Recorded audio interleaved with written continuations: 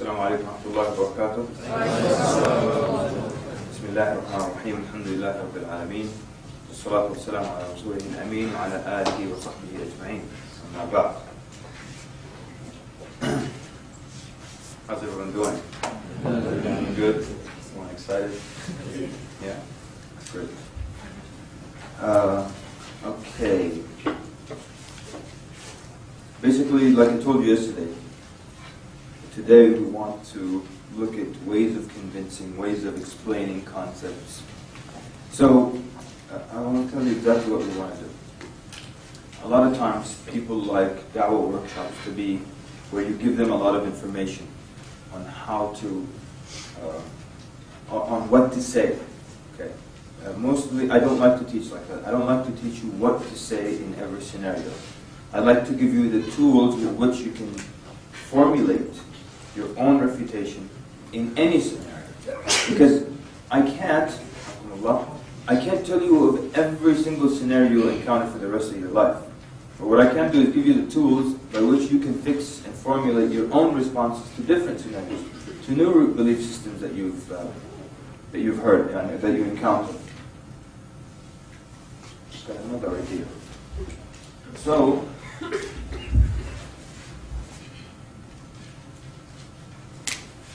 like I don't know if I said this story yesterday, but there was a guy who went with me one time, to a nearby state, and we did the dawah, just a regular 10-minute shahada workshop. And in the end, he was kind of objecting to it, but in a polite way. He was telling me, I once went to a dawah workshop by Dr. So-and-so and so, and he gave us a booklet that was this thick, and it had every way to argue against this and that, and to refute Trinity, and it had this verses in this chapter and that chapter. Well, let me show you something. This is from, I want to show you this page. It's from, actually I think it's probably the same page that's coming up there. This is my Dawah course, and this is the page on Trinity. That's how long it is. And in the beginning of the course, I tell people to turn to that page, and I explain to them why it's that short. Because people would like to get lots of information in this verse and that verse, and if they say this verse, refute it with that verse. And if they try to refute you here, say this and say that. And the thing is that, I tell the students is that if I do that, if I just go online and copy and paste all the known arguments against Trinity, and then paste it into the notes and give it to you, and you pay money to take this course, and then I'm really ripping you off. Right? So when we're going to discuss ways of refuting arguments, ways, of rebuttal, so on and so forth, and then you can apply them in different situations, or you can refute one argument through various different ways. And we're going to go through at least 8, 9, 10 different ways. So you can take any argument and I can refute it from using this system, using that system, or using this style, or using that style. So many different ways to do it. And then I might ask you some questions towards the end of the day of scenarios that you've never heard of, but you will be, inshallah, ready and able to answer a refute. Why? Because now you have the tools and you can put together your own argument. Most people would like that to be given everything. This is how you answer this, that's how you answer that. Okay.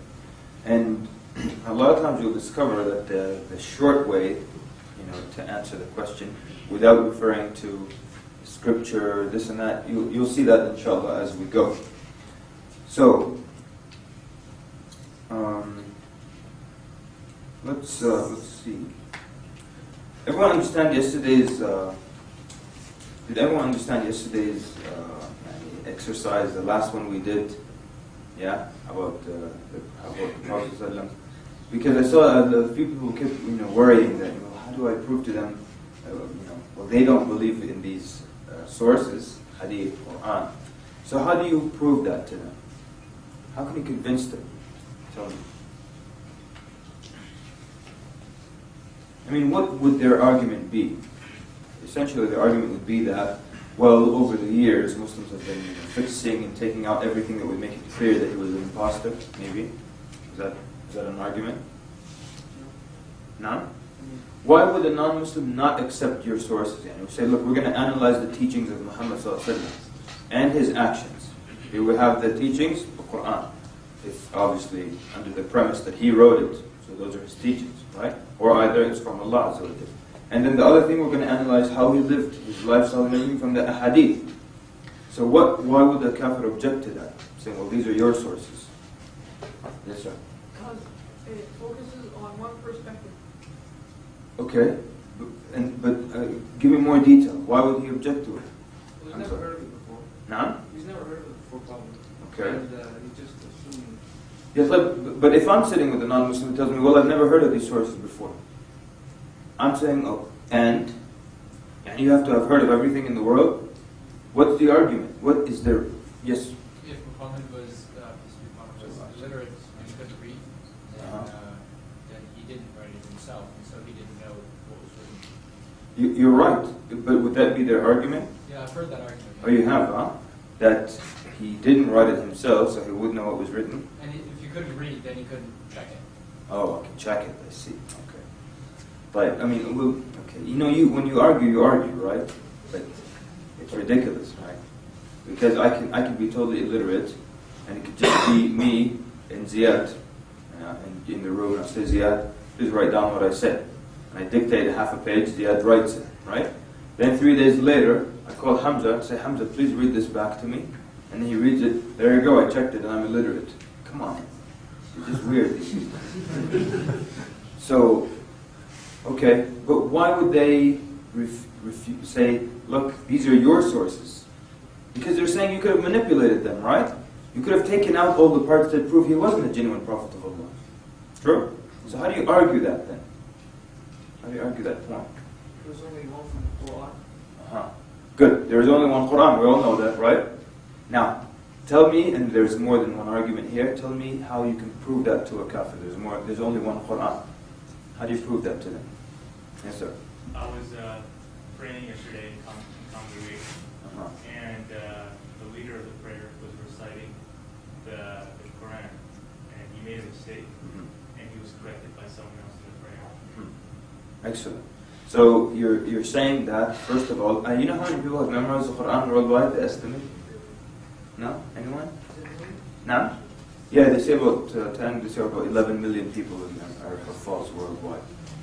That's amazing, actually. 11 million people totally memorize the book from beginning to end. So you can explain to the non-Muslim in so many ways that this book, it's just one book. I mean, first of all, it's not anything that's like a miracle. If there were more than one copy, we would know. Okay? So it's only one. Well, how do you know it's one? Because we don't know if a second or a third. It's just one copy of the Quran. So if there were 3 types of Qurans or versions, you think I wouldn't know it? I mean, you know this and I don't know this piece of information?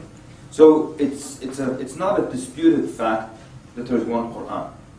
Okay? I know someone will put their hand up and say, well, this extreme group of the Shia that live in this part of this country have another version. Well, I mean, anyway, we don't even consider them to be part of the, right? I mean, I'm saying any group that has a different, we don't consider them to be part of Islam anyway. But, so, we know that it's one book, all right? It hasn't been changed. We know it's been memorized by people. We know that if you change one letter, and you have all experienced this in Taraweeh, the Imam, when he makes a mistake, how is he corrected? Then he's still waiting for just one person, please, one person speak. And they all say it again together. Everyone is so in a hurry to correct the Imam. It's so detectable if one word moves out of place, 11 million people will catch it. And even people who are not Haffaz will catch it, So, there's so many ways you can prove to them the Quran has not changed. One of the ways when people used to come to my house, I'd get all kinds of masahif, with that same print, and then open the big one, small one printed this year, one printed 10 years ago, and then I say, okay, I know you can't read Arabic, but we're gonna do this until you say enough. We're gonna open the same page, and you can't read the Arabic numerals, but it looks like a 24, there it is, this is the same page, yes. Okay, pick any little dot or scratch on this page. They pick this one, okay, let's find it in every single one of those. Okay, next page. We'll open the page, just a random page, all of them to that same page. You can pick any dot. And of course, the minute you do 2, it's like, okay, I'm with you.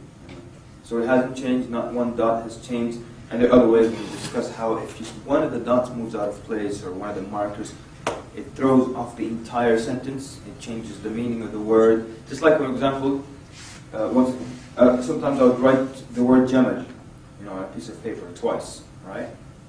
That's okay, look at that word. Is it the same word? I know you can't read Arabic. Yeah, it's the same word. Then I put a shadda on the mim. It becomes what? Jamal, which means? Yeah, like he has beautified or he has adorned something. So now from camel, we have a pronoun added, we have a verb that is in the past tense, all of that from this little marker here. So if I'm reading a sentence and instead of getting on the camel, he get on the he has beautified, am I going to catch that or what? For sure I'm going to catch it. So the language won't allow changes and so on and so forth. So these are the teachings of Muhammad sallallahu alaihi wasallam. And if the book had changed in any way and people were allowed throughout history to change it and alter and so on and so forth, then it would be so easy, then it would be clear because now we'll see, you will see the different political trends, how every time it will change during this century, during this era, it will change, during this dynasty, it will change. And we'll have probably more than one copy because, the Fatimiyin would have their copy, the Abbasids would have their copy, and the Umayyads would have their copy. It would be just like with the Bible now. I mean, they actually have a chart that traces how the Bible came to be. And you will just see this copy, this branch, that branch. So how come you can trace your alterations of your book and we're totally oblivious to the fact that there was more than one? Anyway, yes, sister? How about people who argue about translations? Because not everybody Muslim can read Arabic and understand it. Then there's very different translations sometimes of different verses. Okay. So, what if someone argues that there are different translations of the same verses? Of course, these are translations of the meanings, right? And the meanings can vary a little bit here and there. And that's not really a problem. Because, when it comes to the basic beliefs, you don't find things that are clear in the Quran. You don't find some scholars saying this, others saying that about some of the very clear things in the Quran. But there might be a little bit of a difference of what they thought this story happened in this story, or what was the incident related to this story. That really doesn't affect the Quran being a book that's not changed. It's still a book it's one book. It hasn't been altered. It hasn't been changed or anything. Anyway, so that's how you show them. This is your the source. These are the sources that we're going to use. What about hadith? They tell you, well, what if people changed the hadith over the years and said, well, they moved away the part that he slept all night and said he prayed all night till his feet became swollen. How about that? And basically, primarily, it's the same argument, And you can give them a quick rundown of how hadith was collected, and that there wasn't some joke. Some Muslims think that hadith just whoever said something, they wrote it down and it became the hadith. So you tell them how intricate and detailed the system was. And so these are the sources that we're going to use. The argument that, well, you're using your sources, it's not a valid argument whatsoever. And anyone says that to you, just tell them, come on, let's get real here. That's not how we do things anywhere in the world. One time, some non-Muslim tried to argue with me. It was a ridiculous argument. He said, well, these things are not in Western books, so therefore, I don't believe them. What kind of an argument is it? I spoke to my history professor about that. And he was saying to me, what kind of an argument is that? He said, for example, a lot of things that happen in Chinese history, they're in the Chinese history books. England had no clue what was going on in China. So why would you expect them to be in English history books? Same thing, the history of Africa. I remember I was telling one guy about how during the reign of Umar ibn Abdul Aziz, that they couldn't find a single poor person to give the zakah money to in all of Africa, or in all of Africa that was under their control. So then they used the zakah money to buy slaves and set them free.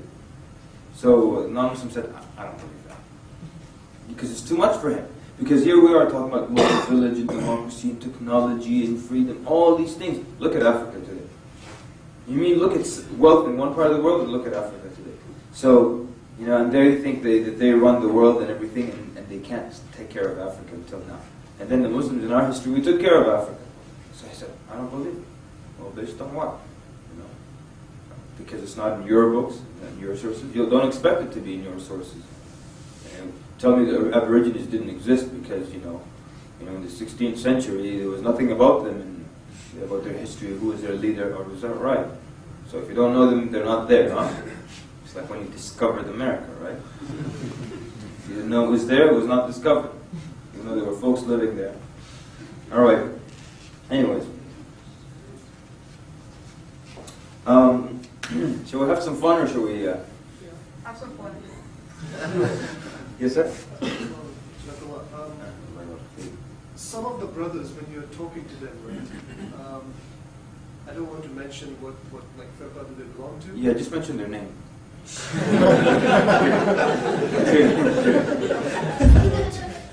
But they start quoting ahadith, which I know from people like yourself and other ulama, is that they are not sort of like, they're basically not quoting hadith at all. So how do you tackle them at that point then? That it's not authentic hadith? Well, they are basically completely fabricated ahadith on the Ali Anhu or on the Ahlul Bayt or... Okay, I see. But actually that's one of our questions, remember? Shia Sunnah, right? So that's what we talk about, obviously. So, and you can feel free to mention that, it's not an issue. But it's like, you wouldn't mention a group within the Sunni. You wouldn't tell me, Ikhwani said this or Tabligh, that you would keep aside. But Shia, it's not a problem. You know how, have you heard the history of the sects? Yeah? Oh man, what's going on, people? Sheikh Walid Basuni. Don't play around with Sheikh Walid. Anything Sheikh Walid, you get it, you listen to it. That's how it works. Yeah, anything Sheikh Walid, you don't fool around. You guys are aware of that, right? If you're not, you are now. Sheikh Walid Basuni, that's it. Don't get me started with Sheikh Walid. I'm serious. Sheikh Walid, that's it. I'm not kidding. I don't play around with Sheikh Walid Basuni. With all due respect to everybody else, I don't play around with Sheikh Walid. Ever. I remember one time, people don't know who they're messing with. They don't know who they're messing with. These two young kids. Who has more knowledge, Sheikh Walid or Sheikh so-and-so? That guy goes, this is the expert. They're about equal. I said, let me put your two heads together and maybe smack you or something. Something had it with you. You don't know who you're messing with. Sheikh Walid Basuni, people. Don't play around. I'm serious. I don't play around when it comes to Sheikh Walid. In North America, all you got to do is say Sheikh Walid Basuni. And I say, yeah, that's it. You're right. That's it. Don't play around with Sheikh Walid. I don't know if I can stress that enough. So when his course comes, spend the night here. Don't come early. Spend the night here. I'm serious. When his course comes to town, you spend the night here. I'm not kidding, Akhi. You spend the night in this room. Spend the night in the room in the morning, you brush your teeth, whatever. You sit and wait. Okay. I know you think I'm exaggerating, but I'm not.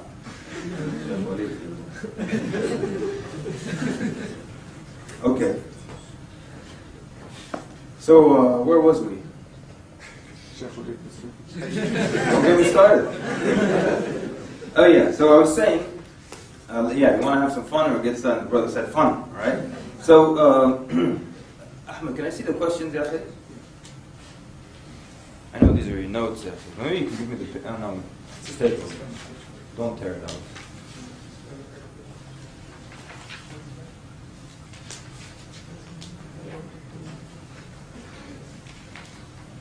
Thank you.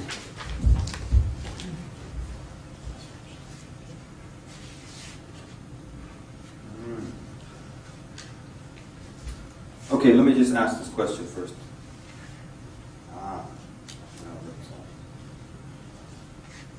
Can we get two volunteers to be partners and come down here? Oh, there you go. One. Come on, someone else, one of the older brothers. Huh? It's not going to be that bad. So, we don't have another microphone, do we?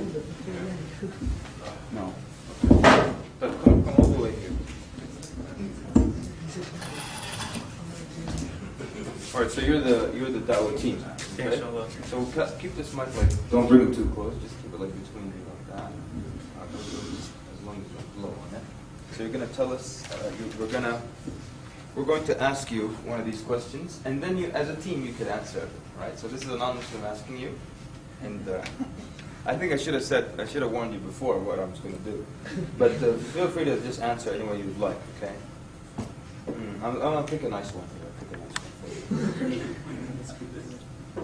one. Okay, I'll give you a choice. That way, you can choose between Aisha's age, or polygamy, or polygyny, and or how do we know which sect in Islam is the true sect? Pick one of these. All right, great. Right, so, and then you guys can feel free to, if you have difficult questions to throw in to their explanations, Yes. feel free. Right, so the first thing is, the non-Muslim asks you, why did your Prophet ﷺ marry a young girl? Yeah, why did he marry a young girl? And that's not appropriate.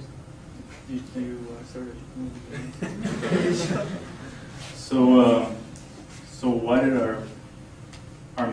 the Messenger of Allah sallallahu alaihi wasallam marry Aisha radiallahu anha at a young age? Yes. And so how many years ago? Do you know how many years ago that was? Yeah, about 1400. About 1400 years ago. Okay. And what was the today? The average male or female lived to about 70 or 80. Is that correct? 75. 75. Okay, great. I'm making it up. And what do you think it was about 1400 years ago?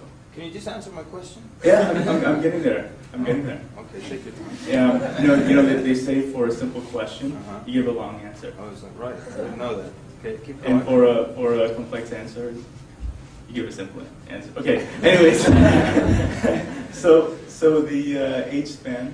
What do you think it was 1400 years ago? I have no clue. Okay, it was about females used to live maybe about 40, 50, and people used to have about sometimes 8 to 12 kids just to keep the life cycle going. So now, do you think a young girl back then looked like a young girl today? The exact same, the backpack, going to school, and maybe $1 in her hand. Do you think that that's how a young girl looked back then? Probably 1400 years not. ago? But No? probably not. But would you marry a 10-year-old today? Do you? First of all, I believe she was 9 years old.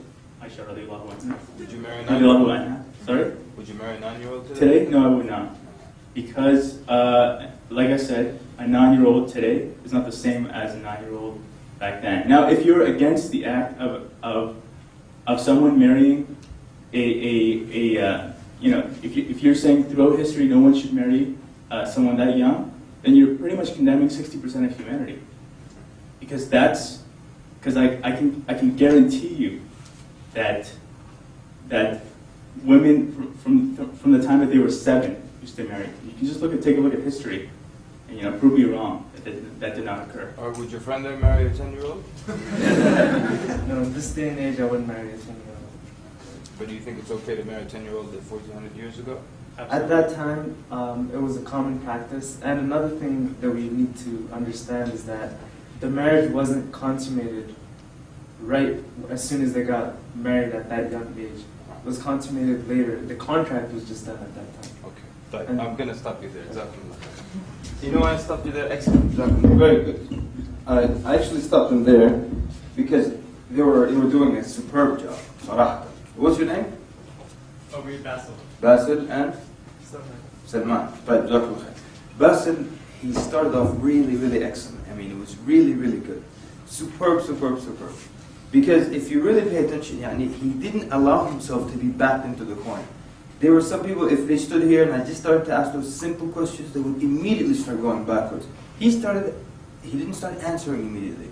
He started asking, which was excellent. I mean, he's really saying, who's telling you that the way you're looking at it is the correct way? So he started immediately talking about 1400 years ago. First he started to say, how long ago was this? Do you know? It's not like a 10-year-old with a backpack who still plays with Barbie dolls. And I mean, people now, subhanAllah, not only do they, so back then, Aisha also described being physically larger. People used to mature quickly. I mean, now people don't mature sometimes at all. And it's subhanallah. You know something? You know, when we grew up, our parents were respectable people. Your dad was a respectable guy. And for me, my dad was a very dignified guy. And for me, that was an important part of growing up. And I never grew up with my dad doing dumb things around the house. He never did dumb things around the house. He never jumped around and danced at parties or played video games in front of me. And I always think that if my dad played video games in front of me, I would turn out worse. I'm not going to say turn out horrible, but turn out worse. But now look at the new generations. And those of you who are dads who play video games in front of your child, what on earth is that all about?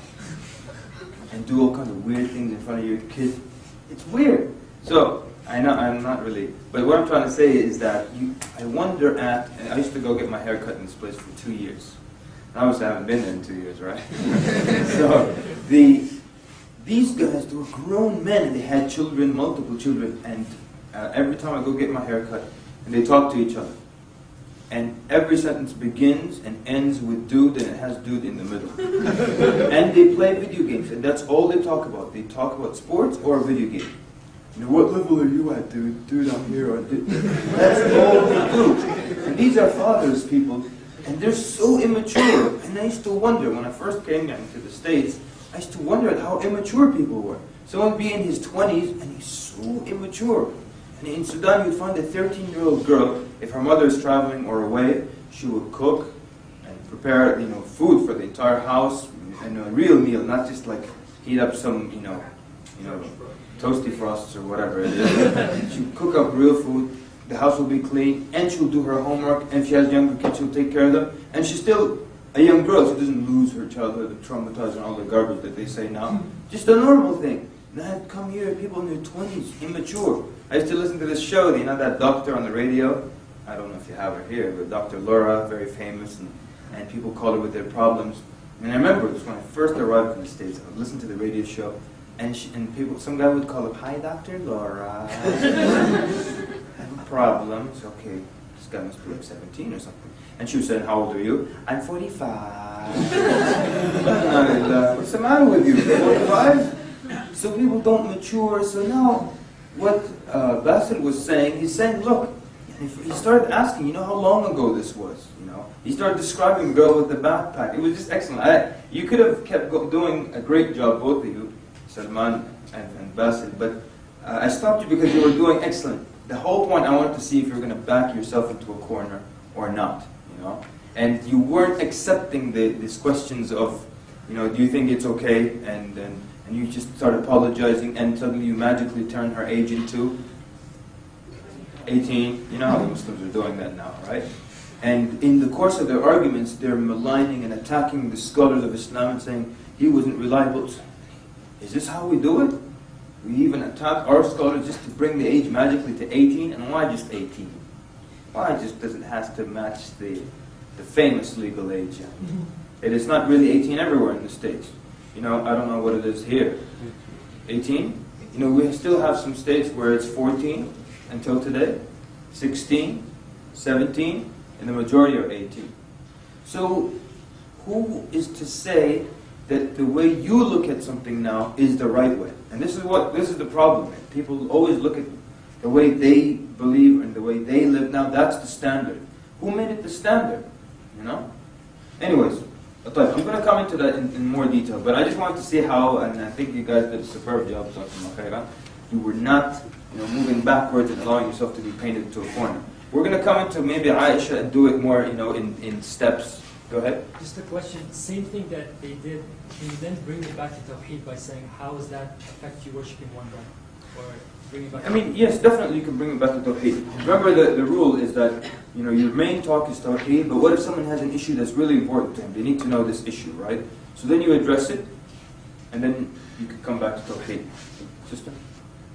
I'd say what you said yesterday, that even Quraysh who said about Prophet Muhammad is mad and so on, they didn't say here Muhammad married Aisha in the age 9.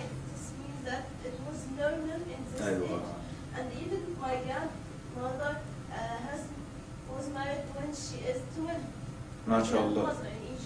Excellent. So it's normal at maybe 100 years ago to marry in this age. Excellent. Very good. Very good. Excellent. We're actually going to get, don't worry, we'll come back to these and look at the arguments for the age of Aisha, 1, 2, 3, 4, 5, like that.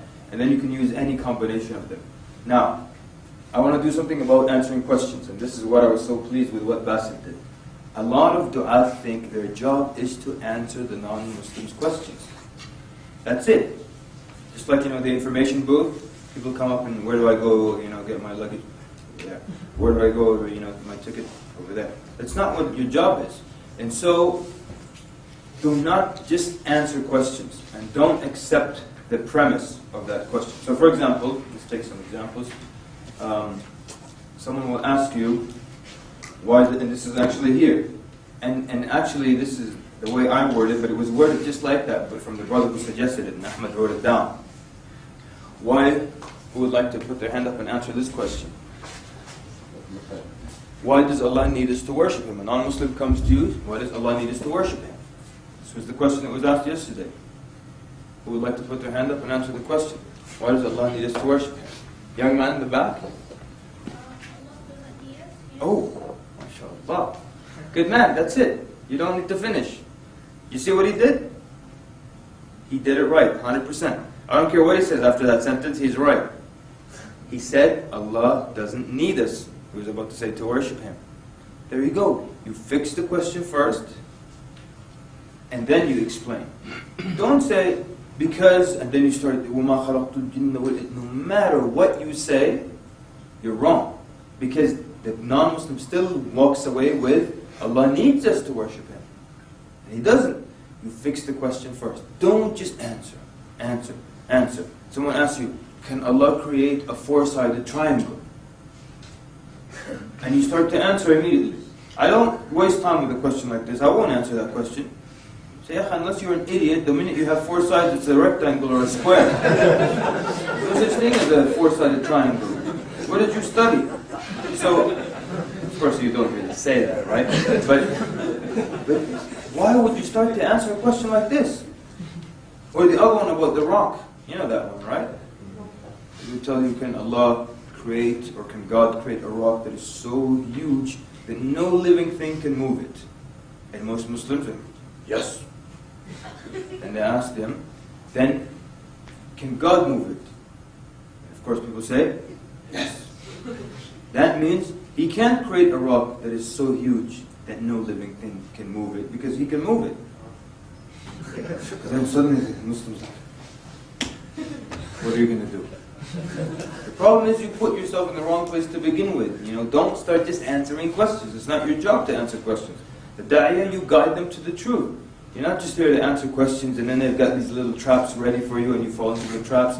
So, and of course the answer to this question, I didn't get this one of the rock. Can you repeat it? Tells you, can God create a rock that's so big that nothing can move it? No living thing can move this rock. Yes, He can create that rock. Then they ask you, can He move the rock? If you say no, that's a problem. If you say yes, He can move it, that means He can't create a rock that no one can move, because He can move it. It's just garbage. So then, and this is where do we benefit from this example? We benefit when they come and tell you, if God wanted to do something, can anyone stop Him? No. Okay, then He could have had a son. Just stop arguing. He could have had a son then. Well, who's going to stop Him from having a son?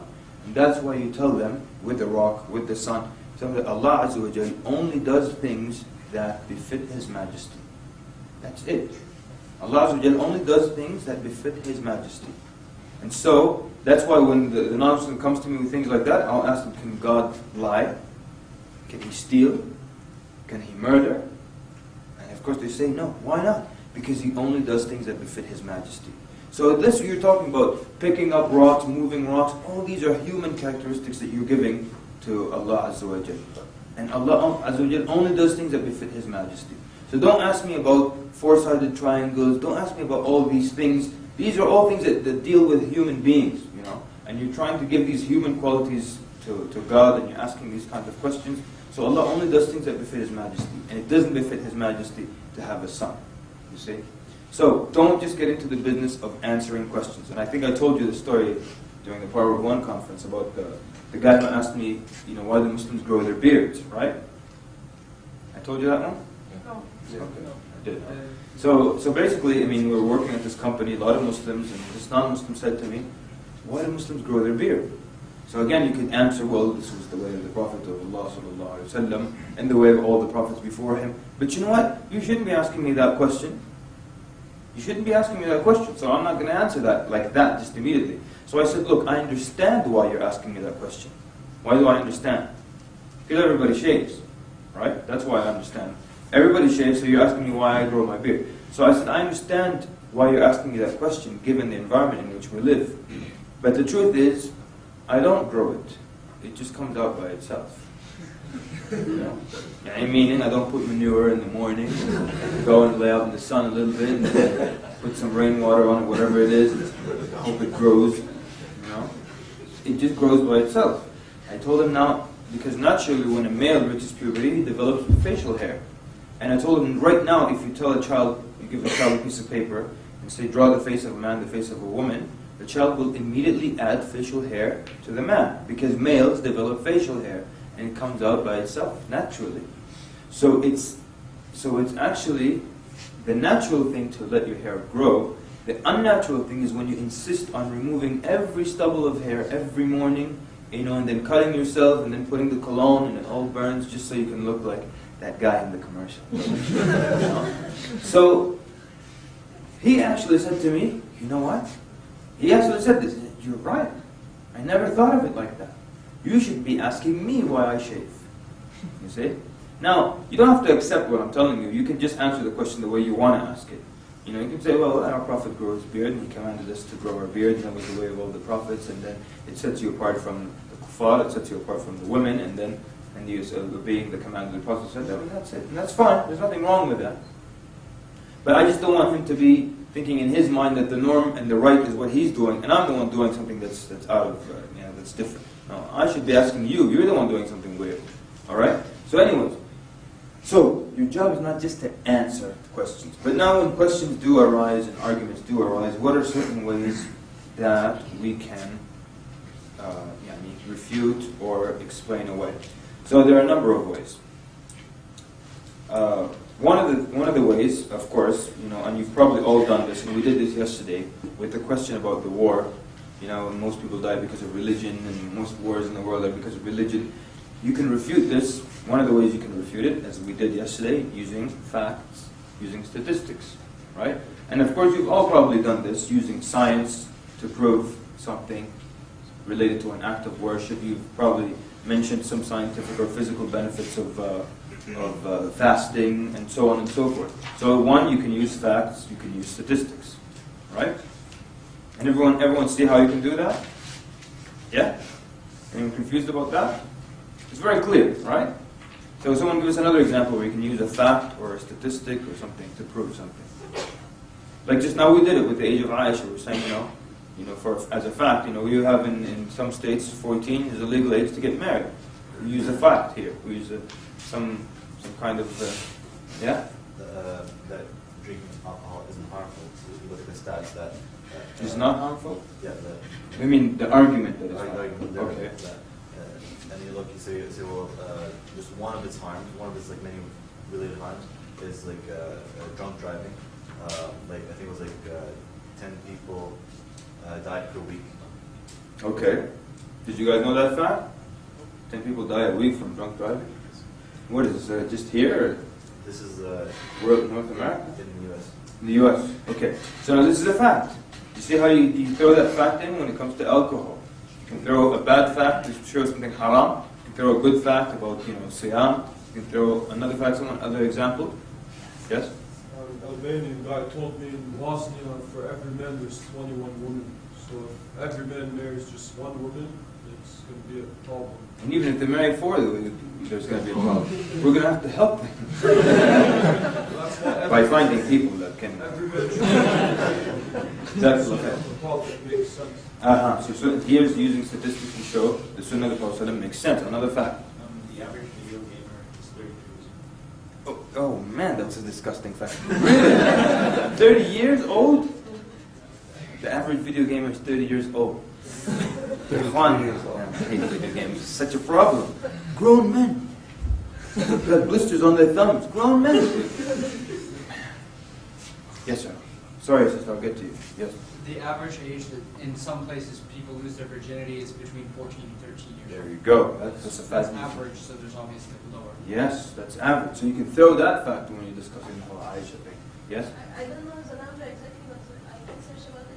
How many people died in the war because of the nuclear bomb in Japan? أيوة, جميل, جميل جدا. How many people died in Hiroshima? 1 million? Not 1.5. Okay, 1 million. Fine. How about how many people died in estimated World War II? 60 million. 60. Yeah, it estimates anywhere from 55 to as high as 65 million people. So that's a fact that you're using. Yes, sir. I just want to add to the brother's comment on the virginity thing. Mm-hmm. In the UK, according to statistics, out of every 7 girls who are under the age of 15, before they graduate from the GCSEs, which is like a high school here, 3 of them are actually pregnant. Oh, good enough. How about I'll add another fact here. Look at this fact, unbelievable. It shows you about how wicked zina is.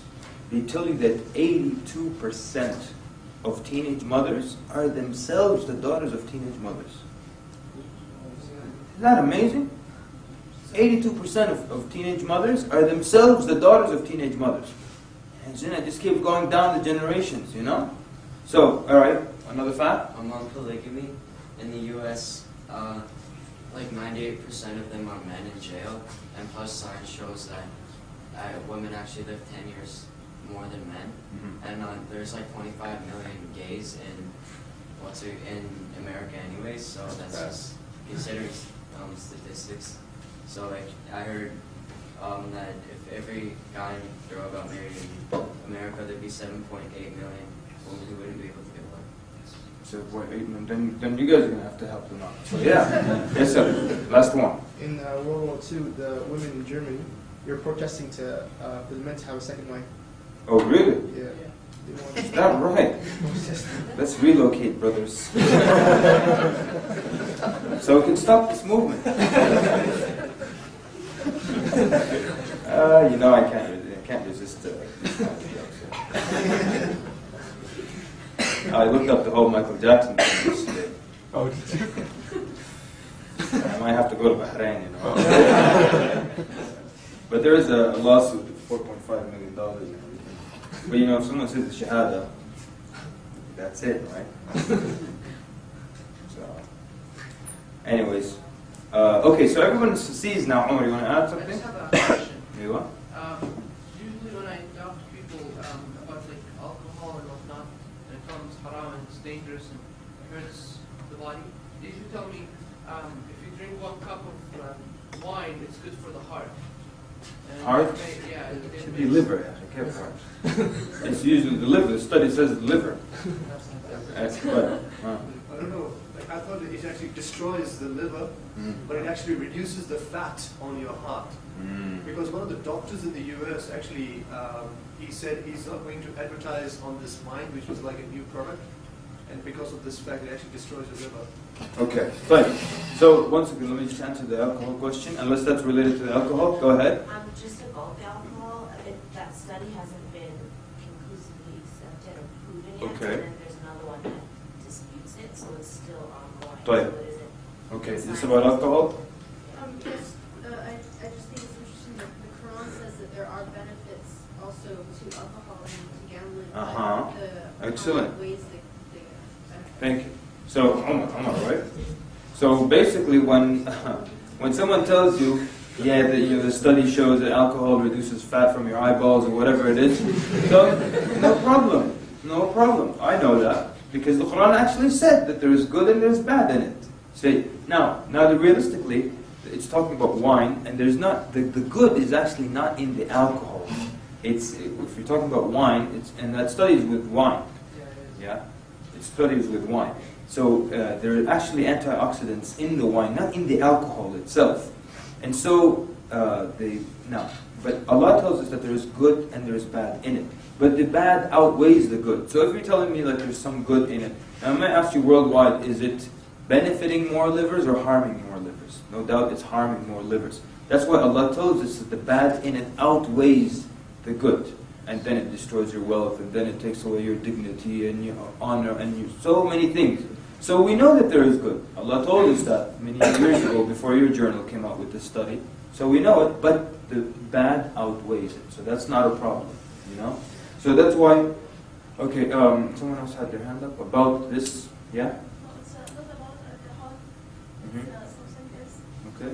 Actually, it's something I'm not sure if I can mention in front of men, but it's for the benefit of all of us. Very well. There's questions that a Muslim asked me why Islam prevented the gay, and that this is a genetics, and some people are naturally that, and so on.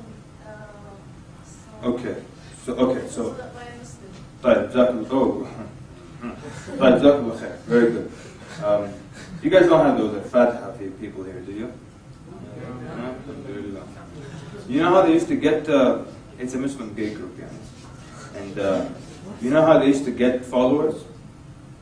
The guy would get on a masjid email list and he would say, can you believe it, there's this, there's a bunch of gays when they're having support groups and they believe they can still be Muslim and gay. This is their link, these people are, that's what this is their leader. He would send this email, and then everyone in the masjid list would get it, and then the closet gay brothers would click on that link and then join the support group, you know? So anyways, okay, let me do this. Let me finish my... Okay, well, actually, since we're doing facts and statistics, by the way, science in the Quran falls under this category, right? Science in the Quran, let's talk about it right now. It has a few issues with it, okay? There are actually, legitimate science books in the library, not written about Islam or with the idea of Islam in mind, just written about science, that have things contradicting to all the scientific facts that are in A Brief Illustrated Guide to Understanding Islam. Everything from the mountains as pegs to the plate tectonics to the oceanography, many things contradicting to that. So not all science is science, and maybe that's. Actually, we're having a webinar tomorrow, I think. So maybe I'll get the information if anyone wants to listen to that. We're going to talk about that. Not all science is science. So when you use science in the Quran, be careful. All right, try to use the very, very clear, strong things that don't get you into too much dispute. Science in the Quran is one of the tools you use to prove the veracity of the message, or to prove that the Quran wasn't written by the Prophet. And it's not necessarily what will get people to become Muslim. And a lot of du'at think that's what will get people to become Muslim. You tell them there's this scientific fact and it's in the Quran. And I remember one person was telling me, this lawyer came in, she said, okay, why should I become a Muslim? So he immediately said, there is a lot of science in the Quran. She said, stop. She said, I'm not going to become Muslim because there's science in the Quran. What will Islam do for me? So sometimes we use science in the Quran to prove, like we were doing yesterday, the Prophet ﷺ couldn't have written the Quran, he had to have been a genuine prophet of Allah ﷺ. But, I'm not never say never with da'wah, but I've yet to hear of any story of some guy who became Muslim just because of the science in the Quran. And you would think that any human being, once they read, let's say that you give them a book that has all the science in the Quran, when they're convinced that, okay, this book must be from Allah, what do you think their next step is? Okay, let's see what it says about everything else. Let's see what it says about me and worshipping Allah and Allah Azza wa Jalla Himself, subhanahu wa ta'ala. So, science in the Quran is one of the things you add on to your da'wah, or you supplement your da'wah with. It's not your da'wah. It's not. It really isn't. Okay? It's one of the things. So, facts, statistics, excellent examples. Everyone gave examples, so we all see how you can use facts to support, your arguments. And let's go into talking about gays. And we can use science again and facts. So some people say that it's a gene, all right? And any doctors in the house? Any people studying medicine? Come on, Calgary, what's going on? That's weird. That's strange. Okay, good. I'm happy actually. I'm tired of MDs. So let's use. So now they tell you that. Well, look at this. Where should we start? There's so many arguments against this. One, they tell you that, well, God created me in this way, or it's a gene. First of all, science has not proven that it's a gene. There is no scientific argument whatsoever, ever, that it's a gene. Two, for sure, 100%, there will never, ever be any science to prove that it is a gene. Why? Because Allah Azza wa Jalla says in Surah Al-A'raf, قُلْ إِنَّ اللَّهَ لَا يَأْمُرُ بِالْفَحْشَاءِ أَتَقُولُونَ عَلَى اللَّهِ مَا لَا تَعْلَمُونَ. Allah Azza wa Jalla does not command evil. Yani, why would Allah create someone with a gene that makes him gay and then take him to the hellfire for the way He created him? Does that sound fair to you? Never. قُلْ إِنَّ اللَّهَ لَا يَأْمُرُ بِالْفَحْشَاءِ. Allah doesn't command evil. So if Allah created him with the evil gene in him, that means Allah is commanding him to that evil and then punishes him for the way He made him, subhanahu wa ta'ala. Doesn't make sense. So that's why science will never ever prove that it's a gene. Another reason scientifically why science will never prove that it's a gene, because how many chromosomes does a human being have? 23. None? 23? 23 pairs. None? 23 pairs. So 46, right? So now, with identical twins, if you know this fact or not, identical twins have the same exact chromosomes. They have done studies where identical twins, one of them was straight and the other was gay. Thank you. One of them was straight, the other was gay. And so they have the exact identical genes or chromosomes, yet one is gay and one is straight. So that means it can't be a gene. You understand this, right? And you know, by the way, that they can see the human chromosomes. They can actually see them, and so you can see both are exactly the same, and yet one is gay and the other is not, which means that it's something mental, and that's why there are actually clinics now where people go and they go through therapy and then they come out hetero and they get married and they have children and they never return to the wicked deed again. You see? So that means the fact that you can be cured from it shows you that it's an illness to begin with, and it's actually a mental illness. If you want to look up, there's his doctor, his name is Joseph Nicolosi, like Nicolosi. Yeah? Look him up, it's amazing. He has a clinic and it's quite popular, and people go and they get treatment and they come out normal. And he traces, homosexuality to be alienation from males or from male peers, and from males in the earlier part of life and from male peers in the latter part of life. And he traces it to psychology. It's not a gene. Allah did not create people in a way and then punish them for being the way He created them. It doesn't make any sense. So and beyond that, they've never located this gene. I mean, how many genes are there in one human being? They look at all of them and they can't see the gay gene. Where is it hiding? So it's still in the closet too.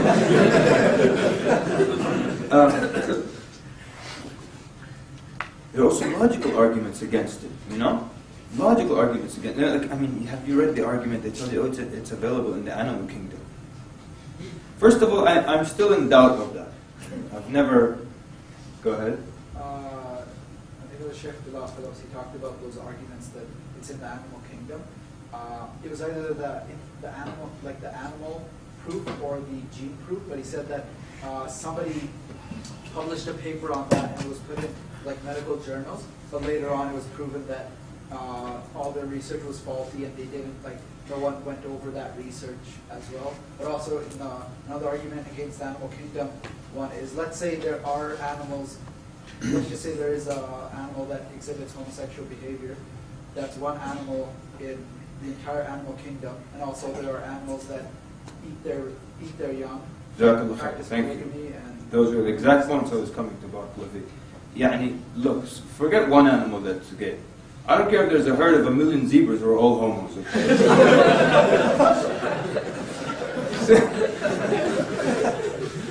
Since when on earth is the animal kingdom a guide and a model for us? And if there's a million homo zebras, that we should be homos or something? If animals eat other animals, we should eat other people? You know, animals go, when you go to the zoo, an animal just lifts its tail and drop, it's Now, do we act like, since when are animals role models for us? I don't care what they do. I mean, there hasn't been any study that has proven that. But suppose all the animals on earth were gay. So first of all, they would all be dead within 30 years, no animals would exist. So just logically, no species can continue with that, you know? So, and I'm sorry, we're going to cut it off with the gay argument here. But of course, you can look it up. Every argument has already been done. You don't need to reinvent the wheel. But I just wanted to tell you the story of when I was there. You know what a gaydar is? So, your ability to detect a gay person, your radar, gaydar. So I have very, very weak gaydar. Very weak. And anyone have a strong gaydar? Yeah? My younger brother, he doesn't have to go beyond this to know that person is gay. He's got a very strong gaydar. For me, we're giving down in the street and I'm talking to this guy. And I keep talking to him, going over the basics. Makes sense? Makes sense. I go for the gold. He says, I can't. My lifestyle won't allow it. I said, sure it can. And I keep talking to him. Then I go for the gold again. He says, my lifestyle won't allow it. I said, no, don't worry about it, this and that. And then again I go for the gold. He says, my lifestyle won't allow it. I said, what lifestyle? I said, look, I've been doing this for years. I've been talking to people. I've never heard somebody say lifestyle. What is your lifestyle? I said, I'm gay.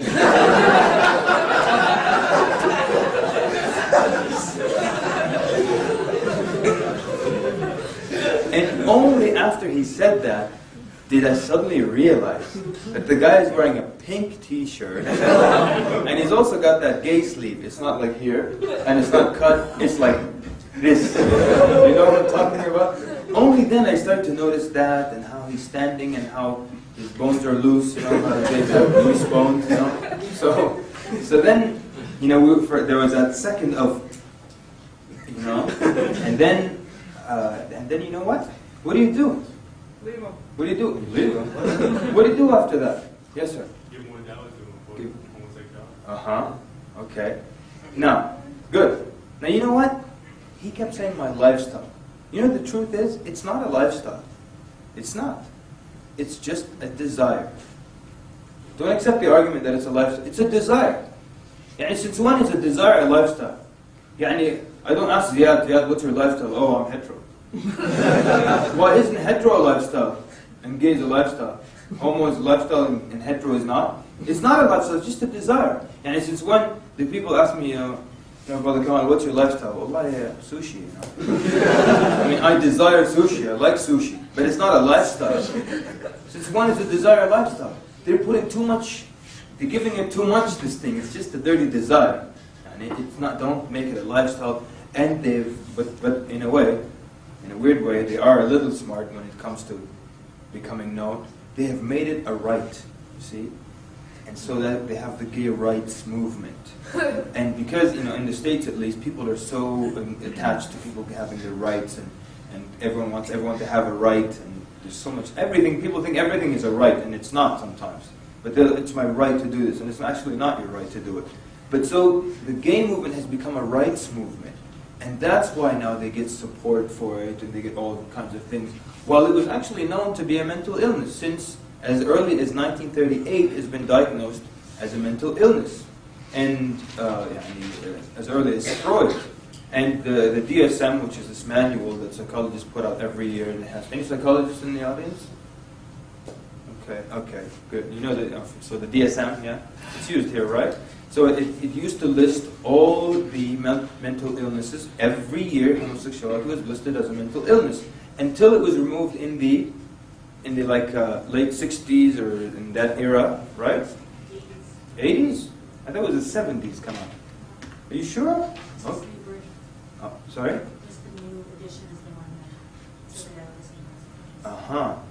So the sister's saying it was removed in the 80s, because of political pressure. And so that's why so many people now don't know that it's actually a mental illness, because they were forced to take it out of the book. But it actually is an illness. So they made it a lifestyle, they made it a right, but it's not. It's just a mental illness. People can get help with that, you know. So my thing now is someone says, you know, you can in a way say you can get help with that. You know, you can get help, you know. But until you go through therapy, I want you to always pray in the front row. Okay.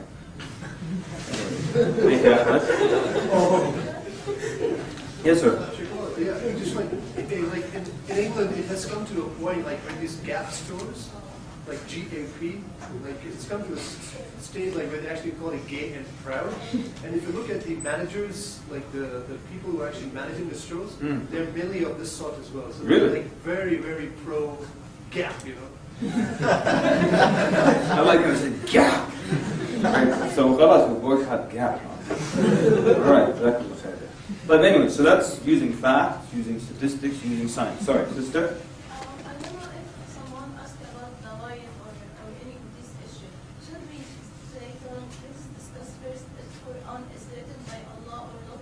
And if it is written by Allah, then Allah knows the best for every human, and we will accept everything that Allah says. This is concerning the same topic? Yeah, أي نعم طبعا جزاك الله خير sister. And that's why we have another system here, another rule, so which basically I say 1 + 1 = 2. That's the rule. 1 + 1 = 2. That's how people learn anything. When you start learning math, you learn 1 + 1 = 2. That's the first mathematical equation, right? Then you can go to c² = a² + b². No one ever starts their child like that. No. You always start like this. And so that's why, as the sister was saying, you can refer everything back to Allah Azza wa Jal. When I understand my relationship with Allah, the rights of Allah upon me, then I can understand all the big and small things as well. Because one time, someone born Muslim came to me. He said, and this is someone born as a Muslim, but obviously, you know, nothing to do with Islam in practice. So he comes to me, he said, look, I want to know, why does Allah care if I eat ham or not? And if I pick, you know, ham from the menu, why does Allah care? Shouldn't He just care if I kill someone, if I murder, if I steal? See? With no knowledge, you can see why He's thinking of it like that. Why does Allah care if I go to the menu and I say, give me a number 4? It was such a simple process. Instead of number 3, give me a number 4. I get it, I eat it, then I'll be honest for the rest of the day, I won't murder or kill anybody. So why does Allah care about these things? So then, 1 + 1 = 2. He can't get it because there's some things they don't know here. So then you start to explain to him, yes, picking number 4 is a simple process. All you have to say is, give me a number 4, you pay $2.99, that's it. But it comes under disobeying Allah Azza wa Jal, and that's the big deal. That's why the early Muslims used to say, do not look at how small the sin is, but look at the greatness of the one you're sinning against. Yeah? That's the big deal. So if Allah Azza wa Jal, and so you're to obey Allah Azza wa Jal. The Muslim is the one who submits to Allah subhanahu wa ta'ala. And so when you submit, Allah says go right, you go right. He says go left, you go left. Do this, you do it. Don't do it, you stay away from it. That's the bigger picture, because it falls under this greater umbrella.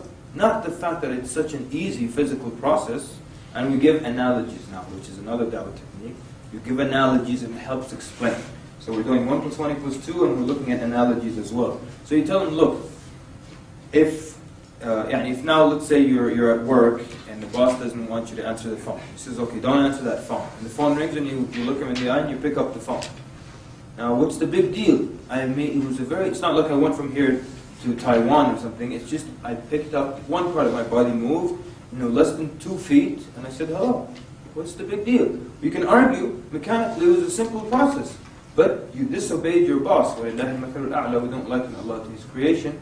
But it fell under a larger umbrella. That's why you got in trouble, even though if the action was so simple. Or if you want to use the chauffeur, the big shot's on the back of the limo, and he tells him, Jeeves, make a right. Jeeves makes a left. He can make a very simple argument. Instead of mechanically turning this way, I turned mechanically, but it was just the other way. What's the big deal? The big deal, ya akhi, is you disobeyed your boss. Or maybe Jeeves just kept driving. He would get fired. Not because, mechanically it's simple, or it didn't take too long. That's not what it's about. It's about disobeying Allah Azza wa Jal. That's why, again and again, we come back to it. Your talk is about Allah. Your talk is about Tawheed. Your talk is about submitting to Allah Azza wa Jal. Then people can understand when Allah says, do not come near zina, or don't come near alcohol, or don't eat pork, or don't do this, or don't do that, or don't be gay. All these things now, they make sense. So that's why it's so important for you to explain to people that 1 + 1 = 2 first, before you move on to algebra and more complicated things. Anytime you get stuck, someone's asking you, well, what about it, and why not, and why this, and why that? Tell me, wait. It's Allah Azza wa Jalla who says, do it or don't do it. And your job is to do it. And of course, part of the mercy of Allah, He still lets us understand why we're doing, and the wisdom behind why we're to do something or not to do something. So, we discussed then, using facts, statistics, or science, we discussed then, you can explain so many things through explaining first that it's you submitting to Allah Azza wa Jalla. Or that if you're the Muslim, Allah tells you to do something, you have to do it. Sometimes someone will come and say, you know, I believe that I'm ready to become Muslim, but I don't want to pray 5 times a day. I'll keep drinking alcohol. I'll keep seeing my girlfriend or what have you, and I'll drink, eat pork whenever, but I'll just do the other things. You see what the problem is here? The problem is, this person doesn't want to submit. Or he wants to make up his own rule. Or he wants to be his own ilah, make up.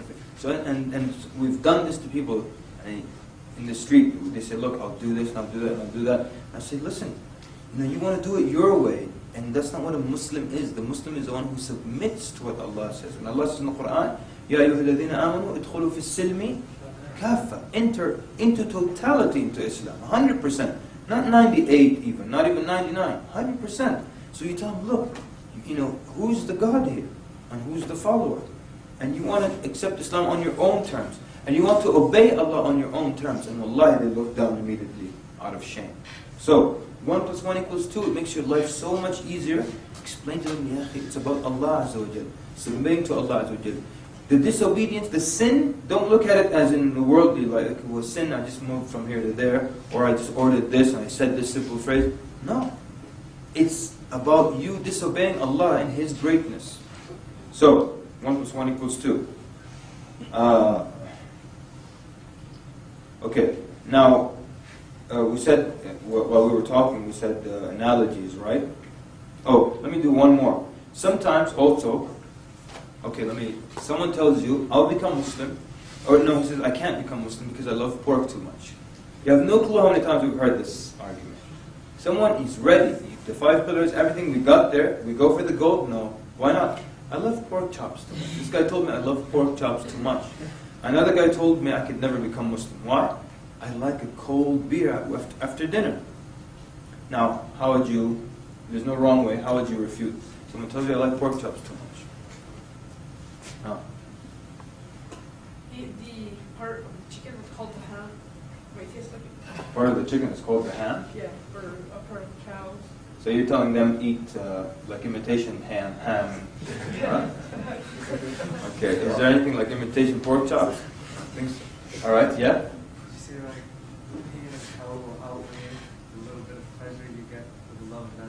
Alright, so Salman's getting hardcore here, saying he's talking about the pain of hell. Excellent. Become Muslim.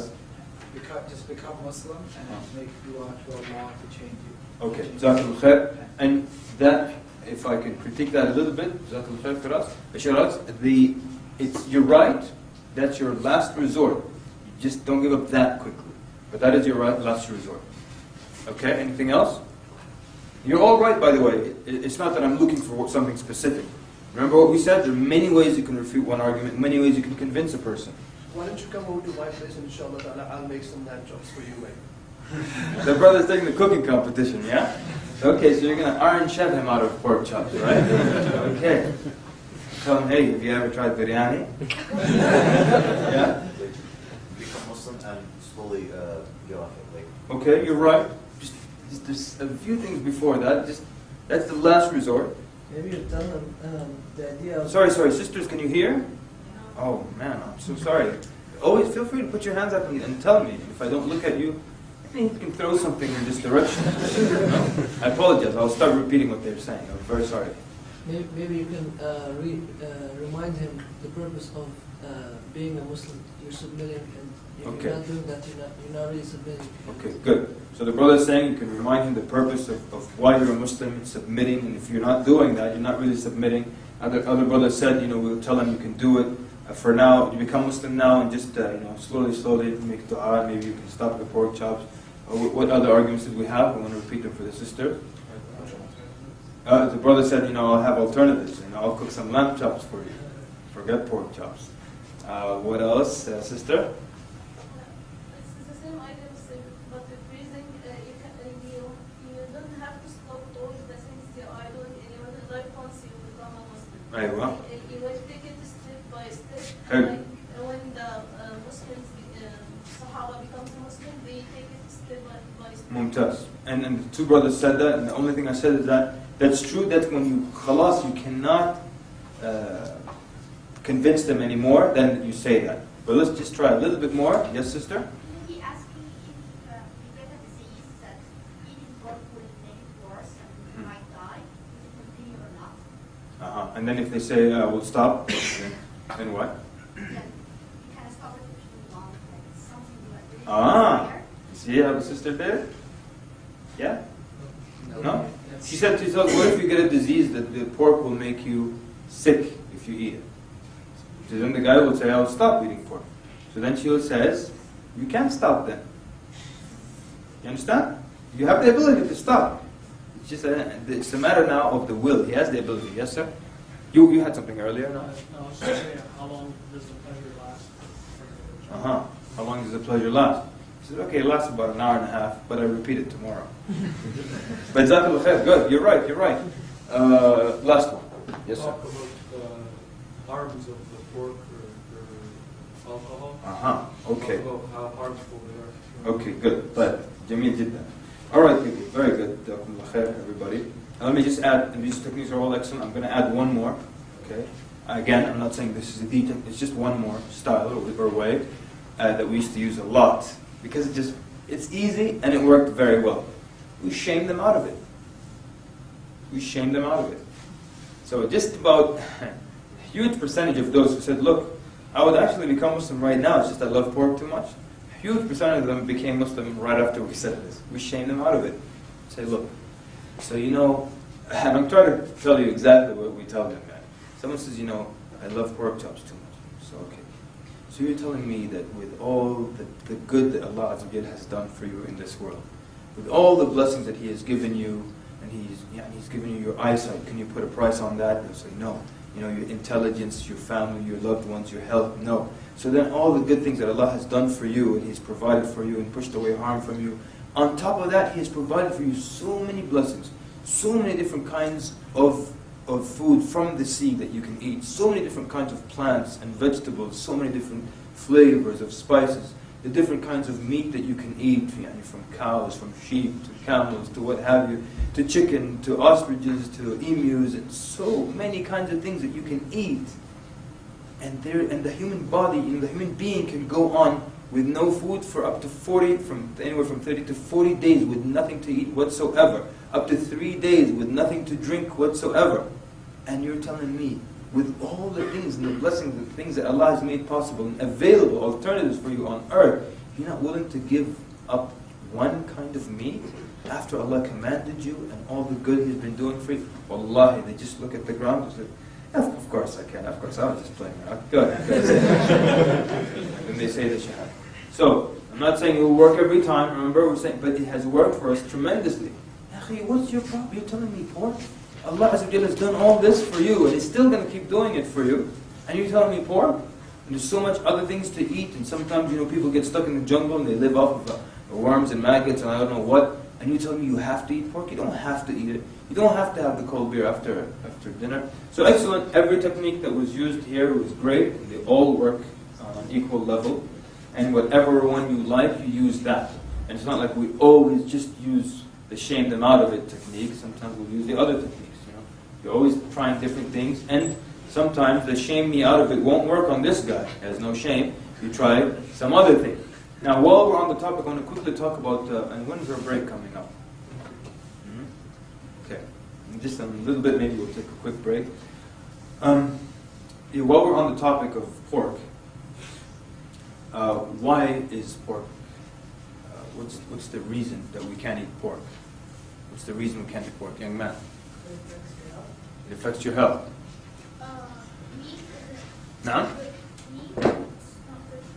It's not good for you. Listen, man. Uh-huh. All the hands went down. Great. That's the reason. Allah subhanahu wa ta'ala told us not to. That's the reason. That's the reason pork is haram. Allah made it haram. That's the reason. Now, the other things are wisdoms behind why it's haram. The health, all the other stuff, these are wisdoms behind why it's haram. Because if the reason you don't eat pork, this is the reason why it's haram. Because it's bad for you, it's dirty, right? That means if I get a pig, and I name the pig Wilbur, and Wilbur eats just cookies and ice cream, and he's always washed every 10 minutes, we bathe Wilbur. And then we slaughter him. Can we eat Wilbur? No. We said the reason was it dirty, so this was a clean one. That means we can eat it. So that means the reason isn't because they're dirty or something. The reason is that Allah made it haram. Some of the wisdoms are, yes, the trichinosis, the fat content, and all the other stuff, and that's a filthy animal, and that... Now? It's a carnivore. It's a carnivore, and it's also promiscuous. Huh? And by the way, that's one of the main wisdoms the early scholars used to mention. Why, pork is haram. They say it's a promiscuous animal, and they used to argue that you are what you eat. And I know you might think, well, that was a long time ago. It's not scientific. It's actually very scientific. There's a Muslim doctor, he has a PhD in food science, and he can sum up 23 years of work in the field in one sentence. He said it's just like computers: garbage in, garbage out. He says you are what you eat. You are what you eat, and it's very, very true. You are what you eat. And so some scholars used to argue that the pig is a very promiscuous animal. I mean, just nasty the way it's promiscuous. And they said that if you eat it, that trait would come over to you. And who can argue? I mean, you see in countries where people eat pork, very promiscuous. So there's some truth to that. So anyways, so there's a difference. That's why if someone tells you, it's the reason you wear your hijab, say, okay, well, it's because, the woman should be protected. So what if you're in a village where all the men are chained up? You can take off your hijab, man. They're chained up in the street, they can see you. But you're protected from them because they're chained up. You take off your hijab? No. The reason is Allah commanded you. Some of the wisdoms, to protect it, so the woman doesn't become an object, so people, all the other things. Anyways. But, like I said, all the arguments have been, it's all been done. But, so then you can shame people out of an argument, you can give them facts and statistics about it, you can link it back to their submission, to their obedience. So Allah Azza wa Jal, you can use analogies or give comparisons to the dunya. Who can give us some examples where you give an analogy or a comparison to something in the dunya? Yes, sir. I was just wondering, can we say things can we phrase things in a humble way, or should we be direct? Like, should we say we believe Allah commanded us versus Allah commanded us? I like that. That's a very good question. Not that there's necessarily a right or a wrong answer, but I'm just going to ask for a show of hands. Who would rather say, we believe that Allah commanded us, or we believe the Prophet ﷺ? Who thinks we should say, we believe? Put your hands up. Okay, so about 4 or 5 people. 6, 7, 8, 9, 10, 11. We're here 12. We're here 12. We're here 12. All right. Now, who thinks you say, no, Allah says we should do this? Prophet ﷺ. Good. Okay. So, and are you guys just the ones who are right, or you can go both ways? It could possibly go both ways. I'm willing to argue that the second way is stronger. It's the second way is stronger. It's not, But again, I'm not necessarily right here. This is just what I feel. And feel isn't science. So it's sometimes the way we present Islam is like we're just sharing our faith with you. And it depends on what it is. If it's a straight da'wah, you're trying to give them da'wah, then I would use the more direct one. If let's say it's just some kind of class and they just give you 2 minutes to say something and you would hear, you might say, well, they're talking about Muslims. You might say, we believe this as Muslims. But if I'm giving someone da'wah, I want him to feel this is not just me sharing what those people believe. I want to let him know that this is what's obligatory upon you as well. So Allah commanded humanity to do this. Allah commanded mankind to follow the Prophet ﷺ. And not that we believe and that we should or you should do this and that.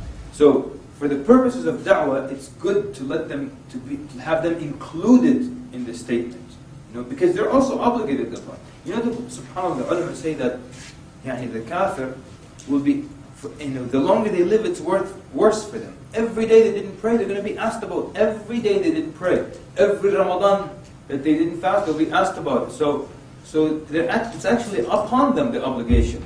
So you want to make them feel that they're obligated as well. This is when you're giving them direct da'wah, you make it like, this is for you and for me. No. Would you also say that, because you say, I believe that, if you say, Allah commanded me to do this, then you're firm with your belief. There's no hesitation or doubt. That's fine, yeah. That's fine, absolutely. And that's why I said, you could use either one. But I'm just trying to add another element of including that person in this commandment or in the obligation. Make them feel obligated as well. But so with using the dunya as a comparison or analogy, how would you do that? I've got some examples. Anyone have examples here? So, okay, here we go. I think I've got a bunch. So, for example, number 3. Okay, and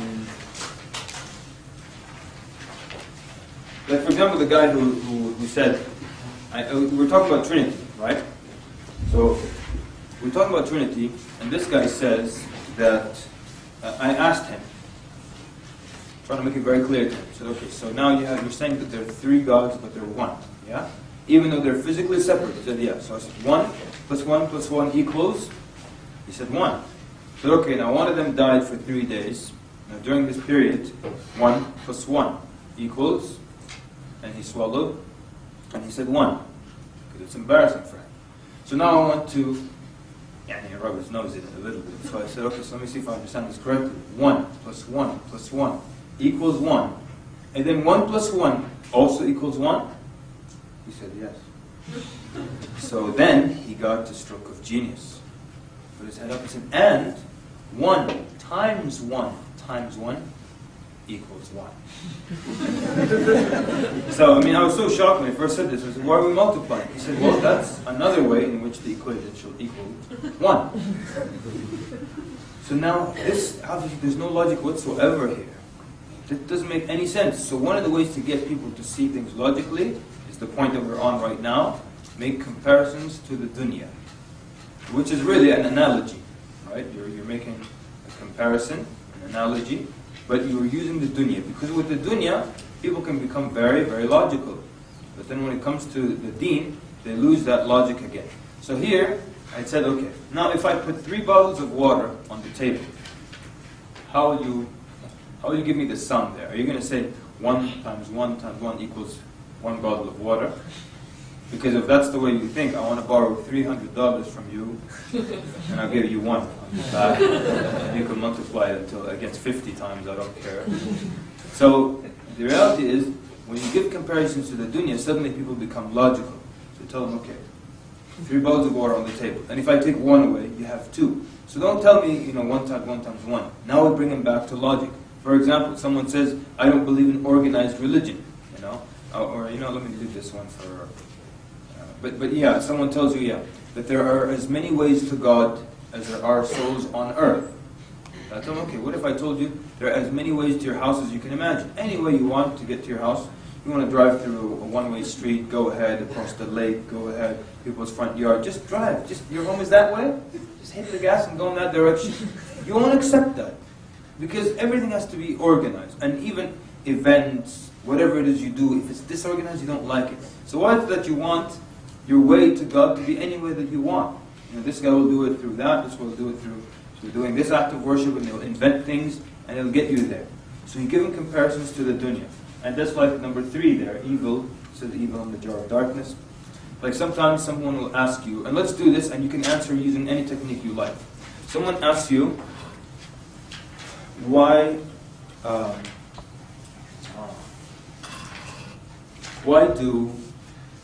does Allah allow evil on earth? Or why do good things, or why do bad things happen to good people? I mean, if someone's good, why does a bad thing happen to a good person? So now how many ways do you want to answer this? Yes, sir. Allah has various ways of testing a believer, and just because He's doing you He's doing you favors in the dunya doesn't mean that He's pleased with you. It's just a way of testing you. Okay, good. So now let's do this, just so we're very clear on this point. We're having one question. Why do, so if you're taking notes, write down, why do bad things happen to good people? That's the question. And then I want you to list all the different ways and techniques that you can respond to this question. Just so you can get an idea of how it's one question, but I can apply any one of these methods to answer it. So the first one, so why do bad things happen to good people? Number one, our brother said that Allah is testing people. So it's a test. It's part of the test. It's a test for those people, and it's a test also for other people. Will they react? Will they assist? Will they help? And will they, become unified? All of that. So that's another way to answer it. Yes, sir. Higher the rank. Okay, so then you link it to the akhirah. So it will elevate their rank in the akhirah. It will expiate from their sins in this dunya and move them forward in the akhirah. So that's another way of explaining it. Yes, sir. This is bad according to you, but it doesn't have to be bad according to Allah or according to. So now you're looking at the infinite wisdom of Allah Azza wa Jal. Something happens to you now and it seems like a bad thing, and years later you see that it's a good thing. I'm sure everyone in this room can think of something like that. It was bad at that time, but later on it was good. Yes, sir. That was 3. For life to be fair, you should have the same number of years of misery as you do of happiness. Okay. It was a bit too much. We don't want the same, yeah? But okay. So you're talking about how it makes life fair, it makes life balanced, that if, like the argument, if you didn't experience the bad, you wouldn't really enjoy the good as much, so you can use that. That's number 4. Yes, sir. What if nothing bad happened to anybody? Everything was perfect. Oh, I like you. He's saying, what if nothing bad happened to anybody? So now he's responding by asking and getting them to think about the question. That's another technique now. Very good. Or it's similar to another technique that we're going to come to, and I'm just going to mention here, using the flip side of the argument. The flip side of the argument. Flip the argument around. Yes, sir? In life, if you want to get a career, you have to go through school, you have to go through training, you have to go through these hardships and tests. So if you are trying to get into heaven, don't you think you have to go through the same training Excellent. tests? Right. Sorry, sisters, can you hear? I'm so sorry. So he said, in life, and brothers, let's do this also. Raise your voices a little, okay? Or a lot, okay? Try to remember that, so sisters can hear also. So he's saying that in life, if whatever you want, you have to go through tests and training, and you want a degree, you go through the difficulty. So what technique is he using? Analogies, making comparison to the dunya. Excellent. Someone else had their hand up over here. Yes, Salman.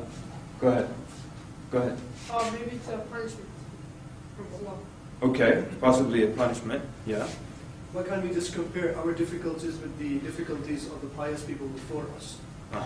Okay. So, all right. So you're saying the worst could have happened. Sister in the back.